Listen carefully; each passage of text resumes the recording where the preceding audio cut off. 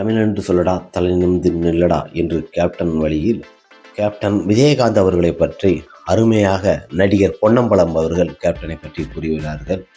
Vijayakanth sir பொறுத்த வரைக்குமே எனக்கு ஒரு வில்லனா அறிமுகத்தில் கொண்டு வந்தது, ஒரு மிகப்பெரிய வாய்ப்பு கொடுத்தது கேப்டன் விஜயகாந்த் அவர்கள் தான்.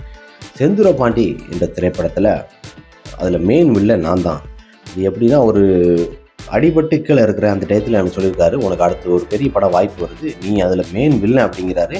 அவர் சொன்ன மாதிரியே செந்தூர பாண்டி திரைப்படத்தில் என்னை மிகப்பெரிய ஒரு வில்லனாக கொண்டு வந்தார்.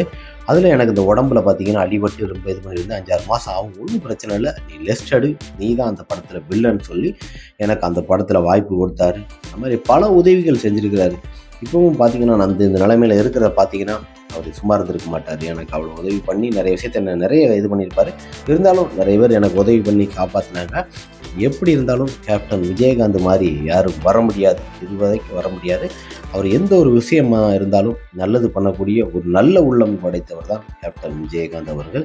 நான் அவர் இறந்தது அந்த கூட்டத்தில் போயிருந்தோம்னா எனக்கும் மாரடைப்பு வந்து நானும் இறந்திருப்பேன். ஏன்னா என்னால் தாங்கிக் கொள்ள சக்தி கிடையாது. அவர் கூட அப்படியெல்லாம் பழகி அப்படி இருந்துட்டு அதனால தான் நான் அவரை பார்க்கல. இந்த நினைவு நாள் அவரை சந்தித்தது மிகப்பெரிய ஒரு சந்தோஷம் என்று நடிகர் பொன்னம்பலம் அவர்கள் கேப்டனை பற்றி அற்புதமாக